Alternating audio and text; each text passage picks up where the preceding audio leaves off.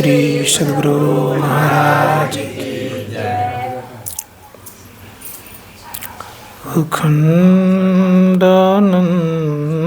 बोधाय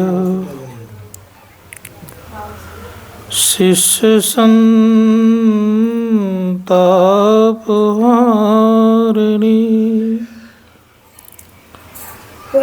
सच्चिदानंद रूपाय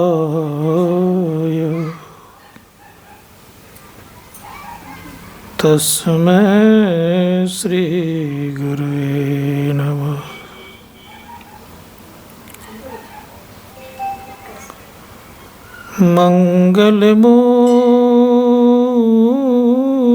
मंगलमूर्ति सतगुरु मिलवै सर्वाधार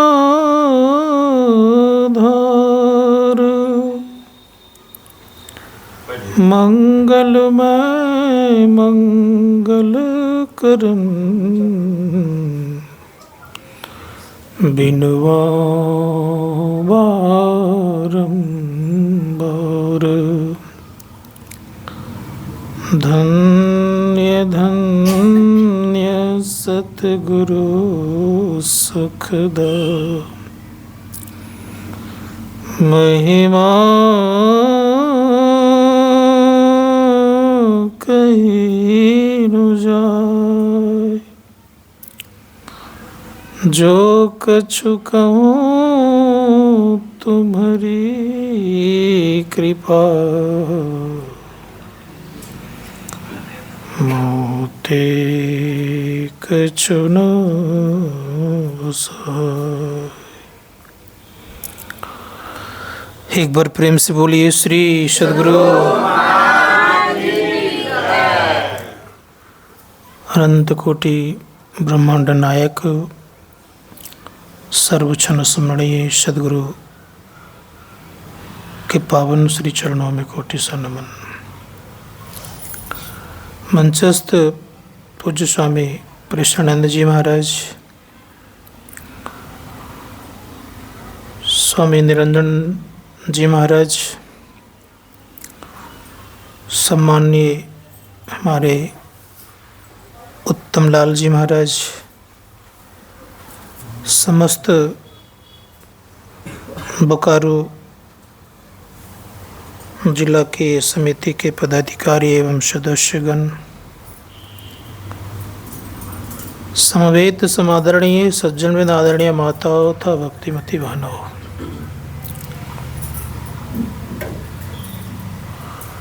प्रसंग में हम लोगों ने भक्ति के संबंध में सुन रहे थे।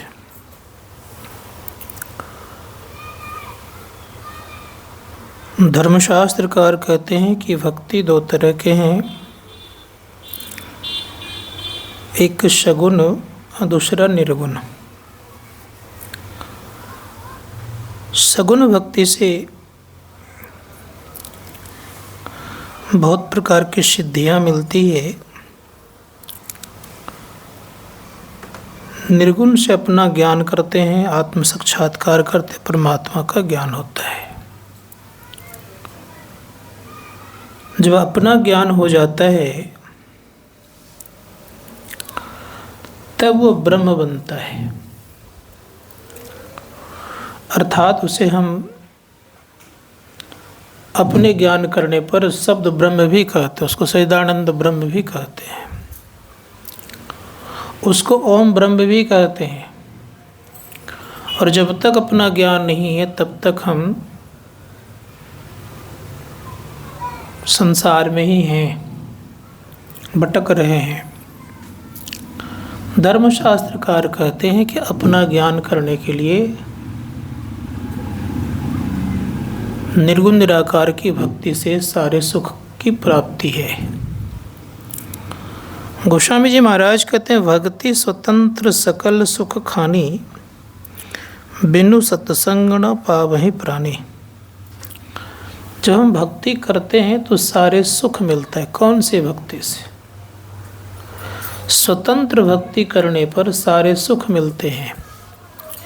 अब प्रतंत्र भक्ति करने पर सारे सुख मिलते नहीं है।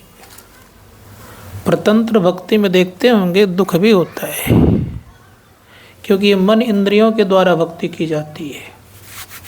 और मन इंद्रियों के द्वारा जो भक्ति की जाती है तो धर्मशास्त्रकार कहते हैं कि ये प्रतंत्र भक्ति है, स्वतंत्र नहीं है। और स्वतंत्र भक्ति से आत्मज्ञान होता है, अपना ज्ञान होता है। इसीलिए संतों ने कहा स्वतंत्र भक्ति करने के लिए जब हम चलेंगे तो प्रतंत्र भक्ति का अवलंब लेना पड़ेगा। बिना इसके अवलंब से आप पार नहीं हो सकते। जैसे कोई तालाब में तैरना चाहेगा तो पानी को छोड़ करके नहीं तैर सकता, उसी प्रकार से स्वतंत्र भक्ति करने के लिए अगर चलेंगे तो निश्चित है कि आपको प्रतंत्र भक्ति का सहारा लेना पड़ेगा। पानी को छोड़कर कोई तैर नहीं सकता है, और पानी को छोड़ता भी है। छोड़ते छोड़ते जब किनारे पर पहुंच जाता है तो फिर पानी को पकड़ता नहीं है। उसी प्रकार से याद रखेंगे कि जब आप प्रतंत्र भक्ति करते करते करते स्वतंत्र में प्रवेश करोगे तब प्रतंत्र की आवश्यकता नहीं पड़ेगी। तो मैं कह रहा था भक्ति के संबंध में भज धातु में कितने प्रत्यय लगा है, जिसका अर्थ होता है सेवा करना। किन की सेवा? एक महापुरुष ने बड़ा सुंदर शब्द कहा है, उनका नाम महर्षि रमन है। महर्षि रमन ने कहा know yourself, this is greatest service you can give to the world. उन्होंने कहा कि जब स्वयं को आप जानते हैं तो सबसे बड़ी सेवा है। तब आप क्या करेंगे? करें, you can give to the world, तब आप संसार को कुछ दे सकते हैं, अन्यथा संभव नहीं है। स्वयं को जानना होगा। स्वयं को जानने का क्या जरिया है? धर्मशास्त्रकार कहते हैं कि परमात्मा की सेवा करने चलेंगे। तो कौन सा परमात्मा? आजकल तो बहुत सारे नाम दे दिए हैं कि जिससे संसार की सृष्टि हुई है। किसने सृष्टि की? ब्रह्मा जी ने। वेद तो कहता है वह प्रसव करता, जिन्होंने पूरे संसार को प्रसव किया है। ब्रह्मा विष्णु महेश को बनाया है। उन परमात्मा को जब तक हम नहीं जानेंगे तब तक हमारा कल्याण नहीं हो सकता। तो मैं कहने जा रहा था कि उस परमात्मा को हाथ पैर नहीं है, मुख नहीं है, फिर भी सब काम करते हैं। गोस्वामी जी महाराज कहते बिनु पग चले सुनई बिनु काना, करते कर्म करे विधि नाना, आनन रहित सकल रस भोगी, बिन बानी बक्ता बड़ जोगी। जो ऐसे परमात्मा हैं उनको जब तक नहीं जानेंगे तब तक सारे सुखों का खान मिलना संभव नहीं है। उनको जानना पड़ेगा। इसलिए सहज सुख की राशि चाहिए तो उन परमात्मा को जानना पड़ेगा। उनकी सेवा के संबंध में कहा गया कि स्वयं को जानना ही उनकी सेवा हो जाती है। जैसे आप गंगा जी स्नान करने जाते हैं, गंगा जी स्नान करने आते हैं तो जिस समय आप चलना प्रारंभ किए, सेवा तो गंगा जी की कहलाने लग गई, लेकिन लाभ किनको होने लग गया? आपको। आप गंगा किनारे आप पहुंच गए, आप उस किनारे में जाकर टहलते हैं, उसका हवा लेते हैं, जल पीते हैं, उसमें स्नान करते हैं, सारा लाभ आपको हो रहा है। लेकिन यह सेवा किसी कहला रही है? गंगा जी की। ठीक उसी प्रकार से याद रखिएगा, जब स्वयं को आप जानेंगे तो परमात्मा की सेवा होगी। इसलिए संत महात्मा स्वयं को जानने के लिए क्या करना पड़ेगा? का चलना पड़ेगा। सुन रहे थे हम लोगों ने, अभी हम लोगों ने सुना भी। क्या सुन रहे थे? पहले तो बहुत कुछ कहा गई कि मन कन वचन से ब्राह्मणों की सेवा करनी चाहिए। संत महात्मा गण कहते कौन ब्राह्मण? ब्रह्म जनाति ब्राह्मणा। ब्रह्म कौन है? ब्री धातु से बना, इसका अर्थ होता है सबसे बड़ा। याद रखिएगा, सबसे बड़ा कौन है? का सबसे बड़ा है परमात्मा। उनको जो जान जाते हैं उन्हें क्या कहते हैं? ब्राह्मण। धर्मशास्त्रकार ने यहां तक कहा कि उनको जानने के लिए जीवन में ठीक ठाक तो रहना पड़ता ही है, लेकिन अगर उनको जो जान गया है तो उनके लिए कोई आवश्यकता नहीं पड़ती कि वो गुणवान है कि नहीं है, सिलवान है कि नहीं है, आवश्यकता नहीं पड़ती है। वैसे के संबंध में गुरु महाराज ने कहा, वैसे के संबंध में अगर वो गुण से हीन भी है, उनको नहीं आता कोई गुण अगर उनके पास नहीं है तो पूजनीय है। ब्रह्म से जो ब्रह्म पहचान, ब्राह्मण से जो ब्रह्म पहचाने, अंतर बाहर, भीतर बाहर, अंतर बाहर क्या है? वो अंदर बाहर एक हो जाने, दया जनो हृदय में राखे, चरणदास सोई ब्राह्मण। ऐसे कुछ पंक्ति ये कह रहे हैं कि ऐसे जो है वे ब्राह्मण हृदय जनो, दया और क्षमा कृपा सब अपने अंदर में रखते हैं और सब में उस समता की भावना रखते हैं। तो ऐसे संतों को कहा कि ऐसे महापुरुषों को ब्राह्मण कहा गया। अब रह गई बात यह, भगवान राम वहाँ से चलते हैं, गंधर्वों को उपदेश देते हुए माँ सबरी के आश्रम पहुँचते हैं। माँ सबरी भाव विह्वल होकर के भगवान राम के चरणों में लिपट करके कहती है कि विधि अस्तुति करहूँ तुम्हारी, अधम जाति में जड़मति भारी, अधम ते अधम अधम अति नारी, तिन महामति मंद अघारी, कह रघुपति सुनु भामनी बाता, मानहो एक भगति करनाता, जाति पाति कुल धर्म बढ़ाई, धन बल परिजन गुण चतुराई, भक्तिहीन नर सोहें कैसा, बिनु जल बारिद देखें जैसा। नवधा भक्ति कहूँ तो ही पाई, सावधान सुन धरो मन माही। 9 प्रकार की भक्ति के संबंध में कह रहे हैं। कौन? भगवान राम कह रहे हैं।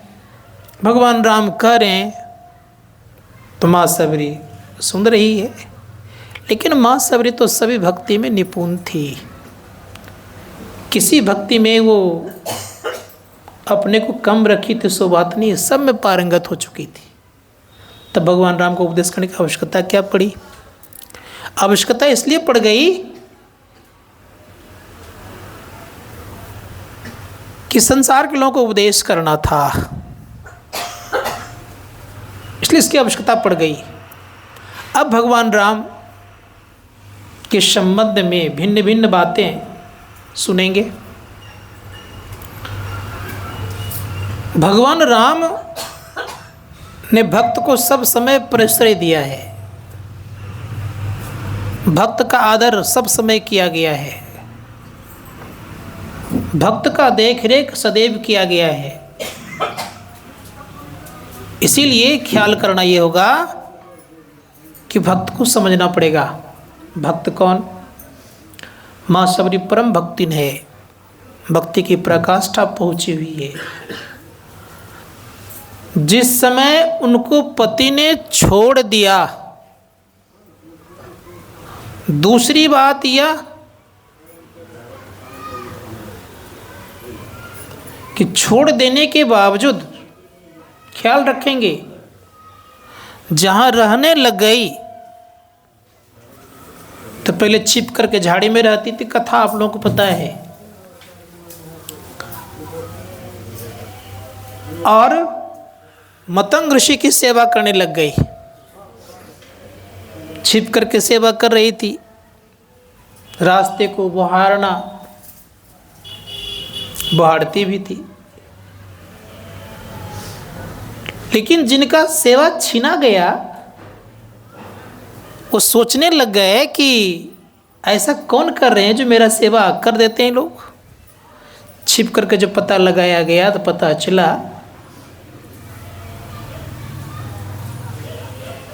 पकड़ करके लेकर के जब सामने हाजिर करते महात्मा लोग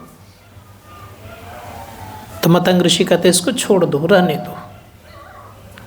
रहने लग गए, लेकिन कुछ महात्मा लोग आश्रम को छोड़ देते हैं, चले भी गए। लेकिन महात्मा चले जाने के बावजूद भी मतंग ऋषि को प्रभाव नहीं पड़ा। और जब शरीर का परित्याग करने लग गए तो भगवान श्री राम के संबंध में मतंग ऋषि कहते हैं कि हे सबरी, तुम इसी आश्रम में रहना, एक दिन इस कुटिया में राम आएंगे। अब भगवान राम के संबंध में सबको चिढ़ाते थे, जितने महात्मा लोग थे कहते हैं सबरी तुम्हारा राम कब आएंगे, लेकिन चिढ़ते नहीं थी। जो भक्ति की पूर्णता में हो उनको संसार की वस्तुओं से और संसार के चीज़ों से और संसार के ओल्हाना से अर्थात ताना से प्रभाव नहीं पड़ता है। उनको मान अपमान की कोई बात नहीं होती, ऊंच नीच का कोई भेदभाव नहीं होता। क्या दुश्मन क्या मित्र को अंतर नहीं पड़ता। परिणाम ये हुआ, चिढ़ाते तो थे ही सबको ही, ये कोई परवाह नहीं करती थी। संजोग से एक दिन स्नान करके उधर से आ रही थी, इधर से महात्मा आ रहे थे, इधर से ये जा रही थी। सबरी का आंचल एक महात्मा जी के देह में स्पर्श कर गया। स्पर्श करने का जो परिणाम हुआ वो एक थप्पड़ खा गई। जिस तालाब से स्नान करके आ रही थी वह रक्त रंजित हो गया। परिणाम ये हुआ अब पानी के लिए सबको दिक्कत होने लग गई। जब भगवान श्री राम आए, महात्माओं सबसे पूछते हैं कि सबरी का आश्रम किधर है, मेरी सबरी की कुटिया किधर है। जो महात्मा जी कहते तुम्हारे राम कब आएंगे, तो भगवान राम भी क्या करें, मेरी सबरी कुटिया किधर है। भक्त का लाज कौन रखते हैं, भगवान रखते ही है। अब जिन महात्माओं के द्वारा चिढ़ाया जाता था वो महात्मा आगे आगे होकर के सबरी कुटिया बता रहे हैं, और जाके पहुंचा देते हैं। सबरी फूलों की एक तरह से कई एकदम पूरा बिछा करके रास्ता बनाती थी, कंदमूल फल ला करके रखती थी। भगवान राम को देख करके विह्वल होकर कहती है कई विधि स्तुति कर रहा हूँ तुम्हारी। उपदेश करने के बाद भगवान राम पूछते हैं कि हे महात्मा गणों, आप लोगों को कोई तकलीफ है, कोई दिक्कत है। सभी महात्मा गण कहते हैं कि कोई दिक्कत तो नहीं है महाराज, लेकिन एक दिक्कत है प्रभु यह कि पानी दूर से लाना पड़ता है, जल दूर से लाना पड़ता है। कहा क्या कहना चाहते हैं, कहा कहना ये चाहता हूँ कि अगर आपका चरण उस तालाब में उतर जाए तो जल स्वच्छ हो सकता है, क्योंकि आपके चरण में बहुत ताकत है। आप मिट्टी के अर्थात पत्थर के शिला को आप नारी बना देते हैं, ये सब गुण आपके अंदर में है। अगर आपको लोग विष्णु का अवतार कहते हैं, भगवान कहते हैं, अगर आपका चरण पड़ जाए तो जल स्वच्छ हो जाएगा। भगवान राम कहते हैं कि मेरे चरण रखने से अगर आप लोगों की दिक्कत ठीक हो जाए या दिक्कत समाप्त हो जाए, कष्ट खत्म हो जाए, तो मैं करने के लिए तैयार हूँ। भगवान राम उतरते हैं जल में। जल में उतरने के पश्चात बारी क्या होती है, जैसे जल में उतरते हैं तो जल का स्थिति बदला नहीं, जस का तस रह गया, गंदा का गंदा बना रह गया और पीने योग्य था नहीं, और पेय पदार्थ था। लेकिन भगवान श्री राम कहते हैं कि मेरे चरण रखने से जल तो शुद्ध नहीं हुआ, लेकिन मैं आप लोगों से एक बात कहूँ। कहिए भगवान। बात यह है कि सबरी को एक बार जल में उतार के देखिए तो भगवान राम जो ही सबरी की तरफ संकेत करते हैं कि उनको उतार के एक बार देखिए, तो जो ही सबरी जल में उतरती है तो जल स्वच्छ हो जाता है, निर्मल होता है और पीने योग्य हो जाता है। भगवान राम ने यहाँ भी भक्त को विशेष बताया अपने से। इसलिए सर्वप्रथम भगवान श्री राम ने क्या कहा? सर्वप्रथम भगवान श्री राम कहते हैं कि प्रथम भगति संतन कर संगा, संतों का संग कीजिए। संतों का संग करेंगे तो बहुत लाभ होगा। संत कबीर साहब कहते हैं दर्शन कीजिए साध का दिन में कई एक बार करना चाहिए, एक दो बार नहीं।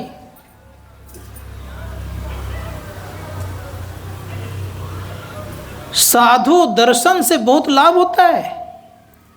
संत दर्श को जाइए तज ममता अभिमान, और ज्यों ज्यों पग आगे धरे कोटि यज्ञ समान। दर्शन करने के लिए चलेंगे संतों तो बहुत लाभ होगा। इसलिए संत को समझना पड़ेगा। भगवान राम भी संत की बहुत बड़ाई की है। भगवान राम कहते हैं आगे 7वीं भक्ति में, सातम सब मोहि मई जग देखा, मोते अधिक संत कर लेखा। संत विशेष हैं, और विशेष क्यों है, क्या कारण है? भगवंत विशेष होना चाहिए। जितने भी आप बाह्य जगत के पूजा पाठ वाले व्यक्तियों से पूछेंगे तो इस संत को विशेष नहीं कह करके भगवंत को विशेष कहेंगे। लेकिन भगवान स्वयं कहते हैं कि मुझसे अधिक संत हैं। संत पलटूदास जी महाराज ने कहा सबसे बड़े हैं संत, दूजा नाम है जी, तीजा 10 अवतार तिन्हें प्रणाम है जी, ब्रह्मा विष्णु महेश सकल अवतार है जी, हारे पलटू सबको पर संत मुकुट सरदार है जी।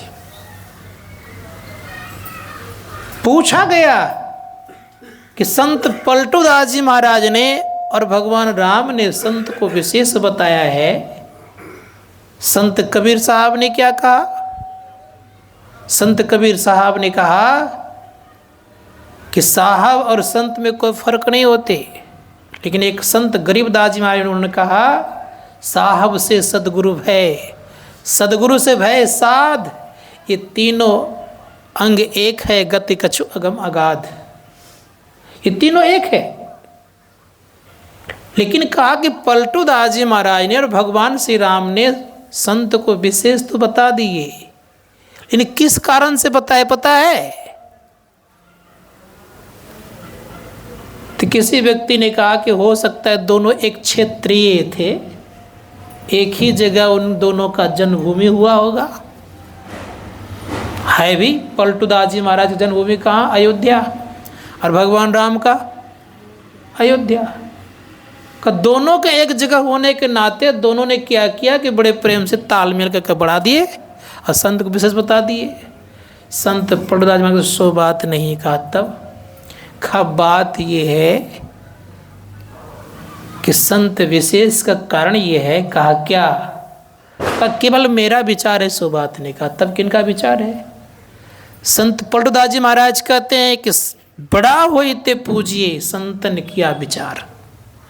संतन किया विचार ज्ञान का दीपक लिन्ना, देवता 33 कोट नजर में सबको चिन्ना, सबका खंडन किया खोज कर तीन निकारा, और तीनों में दुई सही मुक्ति का एके द्वारा।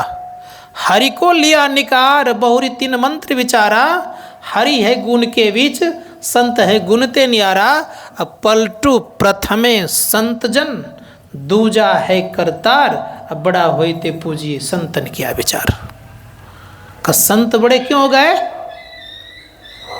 का इस संसार में याद रखिएगा 33 कोटि देवता होते हैं। इन 33 कोटि देवताओं पर जब विचार करने लग गया तो इसमें 2 को सही पाया। ऐसे 3 श्रेष्ठ हैं, कौन कौन? ब्रह्मा विष्णु महेश। और इन तीनों जब विचार किया तो 2 को ठीक ठाक पाया, भगवान विष्णु को और भगवान शिव को। क्योंकि ये दोनों योगी हैं, याद रखिएगा। ये दोनों योग करते हैं, ब्रह्मा जी कुछ करते नहीं। परिणाम ये होता है कि तब तो किए पहले, उसी कारण सृष्टि करते हैं। और जब इन दोनों विचार किया गया तो पाया यह कि हरि मुक्ति का द्वार है, मुक्ति नहीं है, याद रखिएगा। संत पंडित जी महाराज करें हैं। और जब हरि के ऊपर विचार किया गया तो पाया गया यह हरि हैं गुण के बीच, संत हैं गुण ते न्यारा। अब पलटू प्रथमे संत जन, दूजा है करतार। बड़ा हुई ते पूजिए संतन के। इसलिए भगवान श्री राम ने कहा प्रथम भक्ति संतन कर संगा। दूसरे अति मम कथा प्रसंगा, उनके कथा और प्रसंगों में रति कहते प्रेम करना चाहिए। जब कथा प्रसंग सुनेंगे तो झुकाव होगा भगवान के प्रति, लगाव होगा, अनुराग जागेगा। और जब तक ये काम नहीं होगा तब तक संभव नहीं है कि आप भक्ति कर पाएंगे। तीसरी भक्ति क्या है? का गुरुपद पंकज सेवा, तीसरी भक्ति अमान। गुरु के चरणों की सेवा करने तीसरी भक्ति कहलाती है। और अमान हो करके, मान नहीं। अगर कोई गुरु से मान चाहता है तो संत कबीर साहब कहते जो कोई गुरु से मान को चाहता है तो का तिनके जम नौता दे वो हमरे मेहमान। खा गुरु से मान नहीं चाहिए, तब क्या करना पड़ेगा? अमान होकर के सेवा कीजिए। एक भक्त बड़े अच्छे हुए, राधा स्वामी साहब के आश्रम में गए। वो बहुत बड़े थे, वो काफ़ी पैसा वाले थे। भारत देश में उनका नाम था पैसों में, कई संख्या पाते थे वो जब वहाँ गए कहा मुझे कुछ सेवा दीजिए। हम लोग तो कतराएंगे, नहीं कर पाएंगे। संत मत के सत्संगियों में सेवा की भावना अब नहीं रही। मैं खुल करके बोलता हूँ, अगर सेवा भावना रहती तो इतनी उपस्थिति नहीं रहती, और अधिक उपस्थिति होती। क्या सेवा दिया गया? अपने संत मत के सत्संग में खासियत बात यह हो गई है माइक लेने की, प्रवचन करने की। ये साधुओं में भी और सत्संगियों में भी ये बात आ गई है, जिसके कारण से सेवा की भावना नहीं होती है। और सेवा नहीं होगा तो आपके अंदर में सद्गुण, साई स्वामी महाराज के सेवा सद्गुण आते हैं, जिसमें सेवा भाव नहीं, साई सुख चैन कहाँ होगा? नहीं होगा। माला पहनने के लिए सब कोई तैयार रहते हैं, माला पहनाने के लिए तैयार रहते हैं, लेकिन सेवा की भावना नहीं आती है।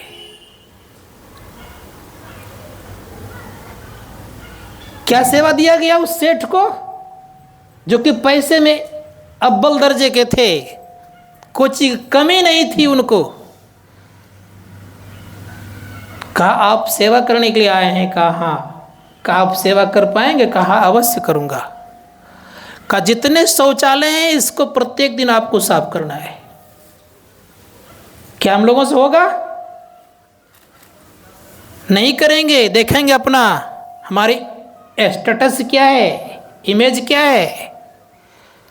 उन्होंने पाइप को उठाया और सेवा करना प्रारंभ कर दिया। चेहरे पर मलिनता नहीं आई। और जब कई दिन लगातार सेवा कर लिए तब आते हैं महाराज, कहता अब आप दूसरी सेवा किसको छोड़ दीजिए, आप वहाँ चले गए। बढ़ोतरी होती गई और होते होते होते जानते हैं वहाँ तक उनको साधना और सेवा की बदौलत वहाँ तक पहुँचाए जहाँ तक कि अंतिम क्रिया की दीक्षा देकर के उनको साधना में उन्नति करवा दी। तो सेवा नहीं करेंगे तो सद्गुण नहीं आएगा। तो क्या करें? गुरुपद पंकज सेवा, तीसरी भक्ति अमान, चौथी भक्ति मम गुण गना, करहि कपट तजी गान। कपट तज करके गान करना पड़ेगा। मंत्र जाप मम दृढ़ विश्वासा, पंचम भजन सो वेद प्रकाशा। मैं इतना अवश्य कह सकता हूं इस मंच पर से आप लोगों को आज, मंत्र जाप तो ठीक से होता नहीं है, लेकिन माइक पकड़ करके वो नादानुष्ठान और शब्द की बात कर देंगे।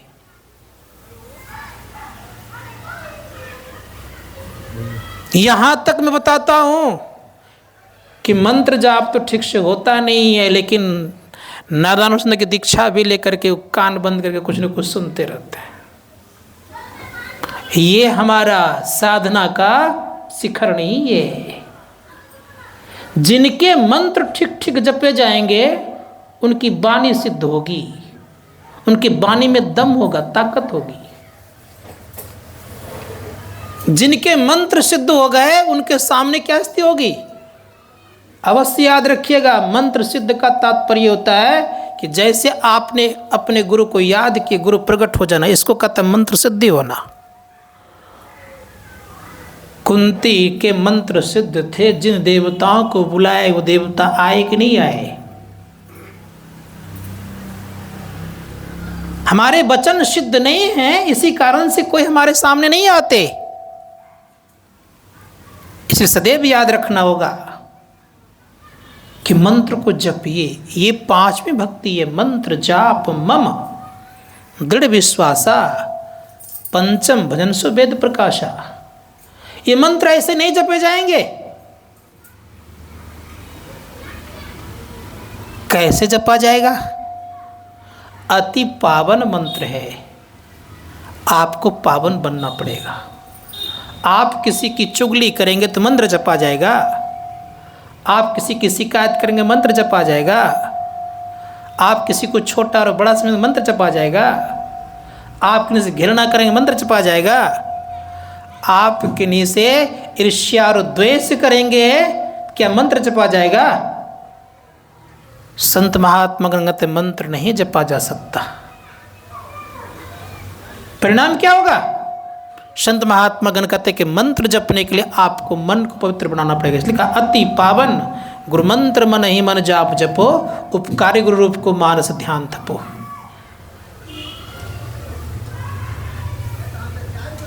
एक महात्मा जी थे, एक माता जी के गए भिक्षा मांगने के लिए, भिक्षाम देही का आवाज लगाए, भिक्षा मिल गई, जाने लग गए। माता जी कहती है कि महाराज कुछ उपदेश दे के जाओ। का आज नहीं कल। का ठीक है महाराज। कल बेचारी खीर बनाती है, बड़े स्वादिष्ट खीर हैं, बहुत कुछ दिए हैं उसमें, नाना प्रकार के सूखा फल दिए हैं, सूखा फ्रूट्स का लीजिए, ड्राई फ्रूट्स का लीजिए, खूब सुंदर से बनाई है। महात्मा जब आते हैं भिक्षाम देही, माई आती है पात्र में लेकर के, लेकिन जिस कमंडल में महात्मा जी को खीर लेना था वो पात्र गंदा था, उसमें मिट्टी लगी हुई थी, कुछ कीचड़ के छिट्टे भी थे। महात्मा जी आगे बढ़ा देते हैं, कहा इसी में दे दो माई। माई देखती है, कहते बाबा इसमें खीर कैसे दिया जाएगा, ये तो बहुत गंदा है। पात्र को लेती है, पात्र को सर्वप्रथम पहले साफ करती है और साफ करके तब उसमें खीर डालती है, तब महात्मा जी को पकड़ाती है और महात्मा जी जा लेकर के चलने लग जाते हैं। जो ही जाती है तो महात्मा जी कहती है बाबा उपदेश तो दे दीजिए। महात्मा जी कहते हैं कि मैंने उपदेश तो कर दिया। कहा कुछ तो आपने ही किया। कहाँ कुछ कहा आपने? कहा मैंने कुछ कैसे नहीं किया। आपने देखा कि मेरा पात्र गंदा था, उस गंदे पात्र में आपके बनाया हुआ खीर उसमें नहीं डाला गया, खीर नहीं डाला।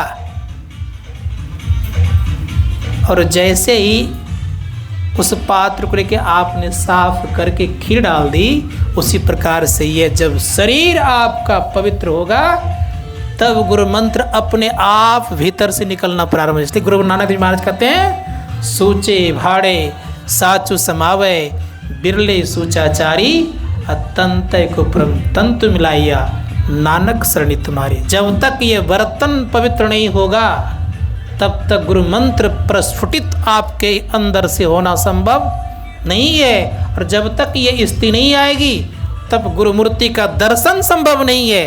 और जब गुरु मूर्ति का दर्शन संभव नहीं है तब दृष्टि योग छठी भक्ति कैसे होगी? कैसे इंद्रियों का आप दमन कर सकते हैं? क्या उपाय है आपका? इसीलिए हम लोगों से बारंबार भूल भ्रम होते रहता है, क्योंकि अंधकार मंडल में है। राधा स्वामी साहब ने कहा, इस नगरी में तिमिर समाना भूल भ्रम हर बार, सखी रे छोड़ चलो 9 द्वार। 9 द्वारों को छोड़ने की ताकत कब होगी? जब आप पवित्र बनेंगे तब 10वें द्वार में आपका बाशा होगा। इसलिए गुरु महाराज ने कहा, तन नव द्वार हो रामा अति ही मलिन हो ठामा, त्यागी चढ़ो 10म द्वारे सुख पाओ रे भाई। 10म द्वारे से तात्पर्य क्या है? दृष्टि योग क्रिया करेंगे तब 10म द्वार में प्रवेश करेंगे, अन्यथा संभव नहीं है। 9 द्वारों में घूमते रहेंगे, परिणाम क्या होगा? परिणाम जानते क्या होगा? गुरु नानक जी महाराज कहते हैं, 9 उधर था के धाव तुरा, ये दौड़ समाप्त होने वाला नहीं है, किन्हीं नहीं हुआ होगा, क्योंकि इस पे घूमना पड़ेगा ही। 9 उधर था के धाव तुरा, ये 10वां निज घर बास आ पाए, उठे अनहद शब्द बजे दिन राती, गुरु बिनु शब्द सुना बनिया। जब तक ऐसी स्थिति नहीं होगी तब तक संभव नहीं है। लाख उपाय कर दीजिएगा आप लोग कि यहीं रह जाइए, रहेगा कोई यहाँ पर? सब घर छोड़ के भागना शुरू कर देंगे, घर चले जाएंगे। जाना है, बच्चे हैं, ये हैं, वो हैं। संत कहते हैं